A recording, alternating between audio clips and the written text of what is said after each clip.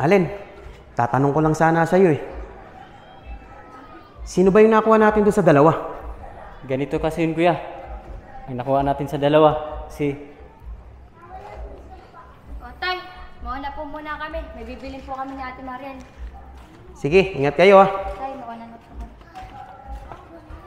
Alin, narinig ata tayo ng dalawa.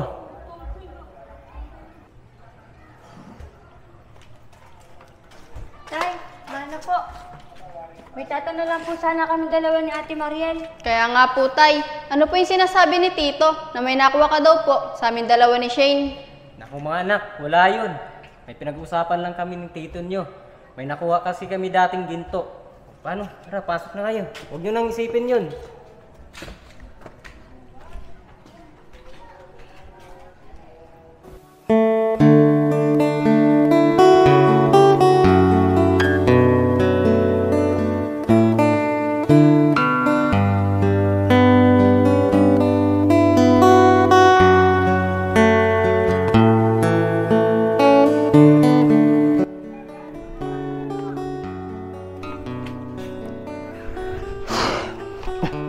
O mga anak, papasok na sa trabaho.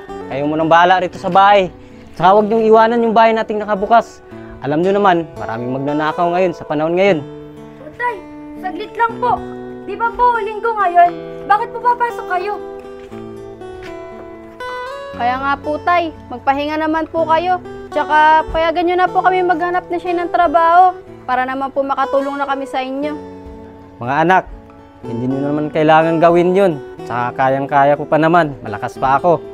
Para pagdating ng pasukan, marami tayong naipon. Saka marami na kayong pambili ng gamit. Tay, tama naman po yung sinabi ni Ate Mariel eh, na hanggat bakasyon, magtatrabaho po muna kami. Tsaka para naman po makatulong kami sa'yo. Tingnan nyo po, linggon-linggo, papasok po kayo. Imbis na ipapahinga nyo na lang po, pagtatrabaho nyo pa po. Kaya nga po, Tay. Huwag nyo pong abusuin yung sarili mo. Tsaka nandito naman po kami para tulungan ka. Ay naku mga anak, sana lang tayo mag-usap-usap. Maliliit pa ako sa trabaho, magalitan pa ako ng boss ko. Saka yung kuya nyo, pag nakita ko sa baba, pakyatin ko kagad. Paano? Alis na ako. Ate, tignan mo talaga si tatay oh. Napakasipag talaga niya magtrabaho. Ayaw man lang niya magpahinga. Kaya nga, Shane tigas talaga ng ulo ni tatay. Kalyayag, baka naman pwede pa kami doon sa pinapasukan mo. Pasok mo naman kami. Kaya pong Chan Oscar, kailangan namin ng trabaho eh. Kaya nga tol Yayag, pasok mo na kami. Lagi ako pinag-uusapan ni tatay sa amin. Naghahanap niya ako ng trabaho. Wala pong, hindi ka nag-iisa. Dalawa tayo. Nausapan nila ako ng tatay ko, tol Yayag. Kaya pasok na kami sa trabaho mo. Mga tol, gustuin ka man kayo ipasok. Wala akong magagawa. Dahil alam nyo naman, trabaho ko doon, labor lang. Basta tol Yayag, pag nangailangan ng tao doon, sabihan mo lang kami dito. Kaya nga tol, wala na rin kami pabuso sa orte. Lagi kami nakahingi sa mama namin. Kaya anak, akit ka muna sa taas para may kasama yung mga kapatid mo. O tay, linggo-linggo papasok ka. Di ka ba muna magpapahinga? Hindi na anak, kaya ko pa naman eh. Tsaka sayang din yung araw. Para pagdating ng pasukan, may pambili ng mga gamit yung kapatid mo. Eh tay, kaya nga po ako tumigil sa pag-aaral para po may makatulong kayo sa pagpapaaral dun sa dalawa kong kapatid. Tsaka tay, baka mapapano na po kayo niyan. Kaya tay, pahinga din po kayo paminsan-minsan. Kaya nga anak Yayag, proud na proud talaga ako sa'yo. Dahil nagpaubaya ka dun sa dalawang kapatid. Kaya anak, huwag kang mag-alala sa akin. Kayang-kaya ko, malakas ang tatay mo. O paano, alis na ako. Sa yung mga kapatid mo, umuwi ka na dun para may kasama. O paano mga bata? Tay, Alis na ako. Doon, mamaya-maya. Sige po mga alin, ingat po kayo. Alam mo tol Yayag, bilib ako dyan sa tatay mo. Napakasipag. Bihira lang sa panahon ngayon na may ganyan tatay.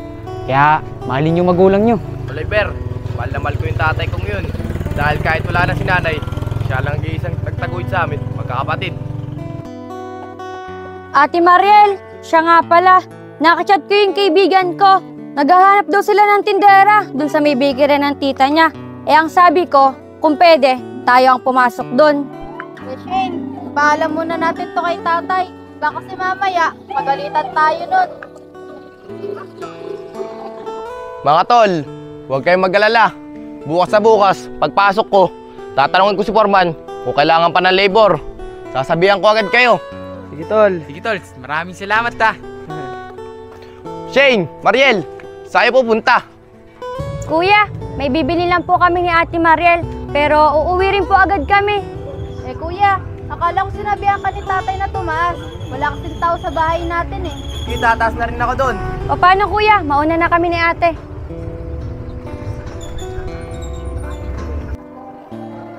Tol Yayag, ang ganda talaga ng kapatid mong si Shane, no? Baka naman pwede ko maligawan yun, no? Kaya nga, tol Yayag. Sa akin naman si Mariel. Huwag mag-alala. Aalagaan ko yun. Mga tol, pati ba naman ako, tataloyin nyo. Kung ganyan kayo na ganyan, mas mabuti pa, mag-iwaiwalay na lang tayo. Teka nga lang tol, parang di ka naman mabiro. Masyado ka seryoso. Kaya nga, tol Yayag. Ang binibiro ka lang namin eh. Tol Yayag, ako din. Diligawan ko tatay mo. O paano tol, mauna na kami sa'yo. Pumunta pa aming court, maglalaro pa kami. Tol, diyan ka na. Mag-ingat ha.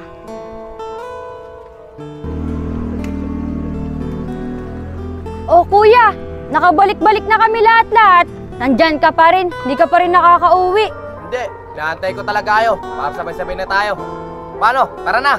Tara na.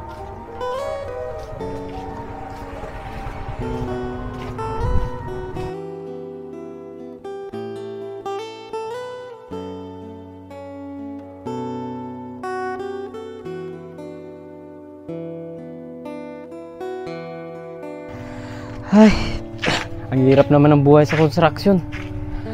Napakainit pa. Ang bibigat pa ng binubuhat. Pero kailangan ko magtiyaga para sa mga anak ko.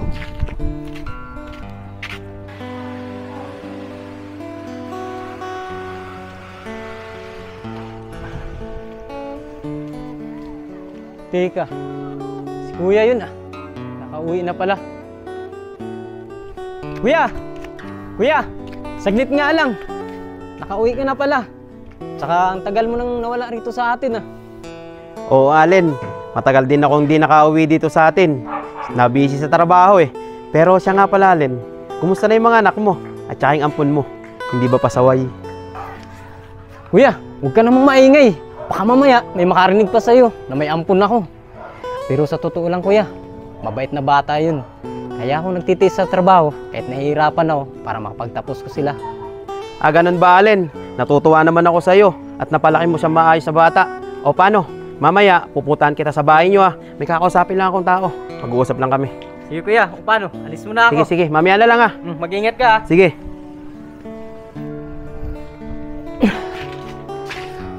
Mga anak, napagluto na ba yung pagkain natin? Nagugutom na kasi ako.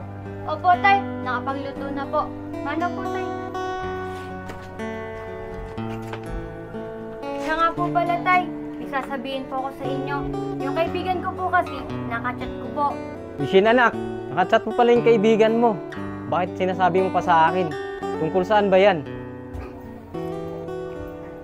Eh tay, yung kaibigan ko po kasi, naghahanap po siya ng tindera, dun po sa may bakery ng tita niya. Eh ang sabi ko po sa kanya, kung pwede po kami dalawa ni Ate Mariel ang pumasok doon. Kaya nga po tay, payagan nyo na po kami hanggat bakasyon pa. Pero po pag nagpasukan na, titigil na po kami. Shane, Mariel, bakit di nyo sinabi sa akin kanina yan? Tsaka dalawa naman kami ni tatay nagtatrabaho ah. Siguro naman, sapat na yun para makaipon ng pambili ng gamit nyo sa pasukan. Eh kuya, gusto lang naman po namin makatulong sa inyo eh. Tsaka isa pa po, nahiya po kami sa'yo ni Shane dahil nagparaya ka para makapag-aral kaming dalawa. Tama na ngayon mga anak. Baka mag-away-away pa kayo dyan. Sa susunod na lang nating pag-usapan yan. O paano? Sabay-sabay na tayong kumain. Tara. Sige po tay.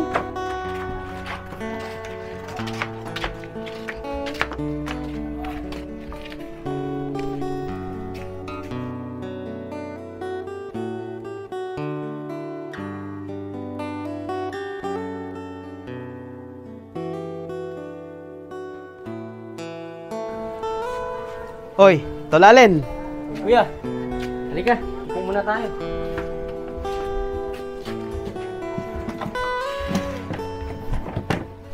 Tol, pasensya ka na. May kinausap ako ngayon eh. Kaya bago lang ako napunta sa'yo. Ano, kumusta ka na? Teka nga lang kuya, tawagin ko lang mga anak ko. Shane, Mariel, Yayag, halika, nandito yung tito nyo. Dito, mano po.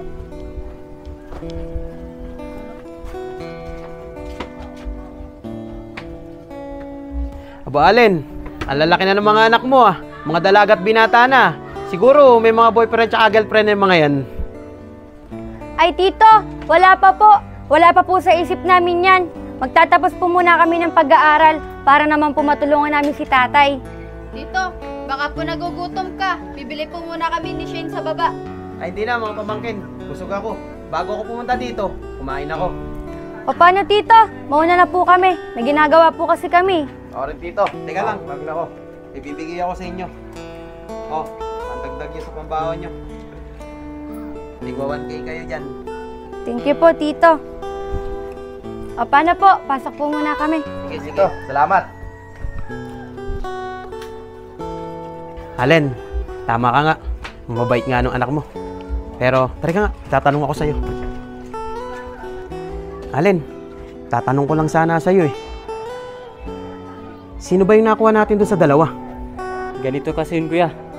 Ay nakuha natin sa dalawa. Si O tay, mauna po muna kami. May bibili po kami ni Ate Mariel. Sige, ingat kayo ah. Tay, mauna na. Allen, narinig ata tayo ng dalawa. kuya, sana naman di tayo narinig ng dalawa. Tara, pumunta tayo.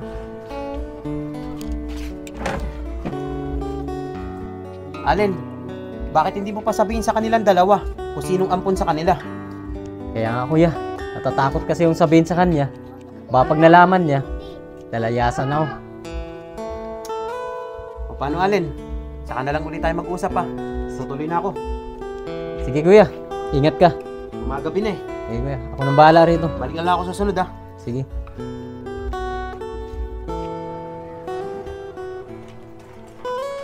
Tay, paano po? May tatanong lang po sana kami dalawa ni Ate Mariel. Kaya nga po, Tay. Ano po yung sinasabi ni Tito? Na may nakuha ka daw po sa amin dalawa ni Shane. Naku mga anak, wala yun. May pinag-usapan lang kami ng tito nyo. May nakuha kasi kami dating ginto. Paano? Tara, pasok na kayo. Huwag nyo nang isipin yun.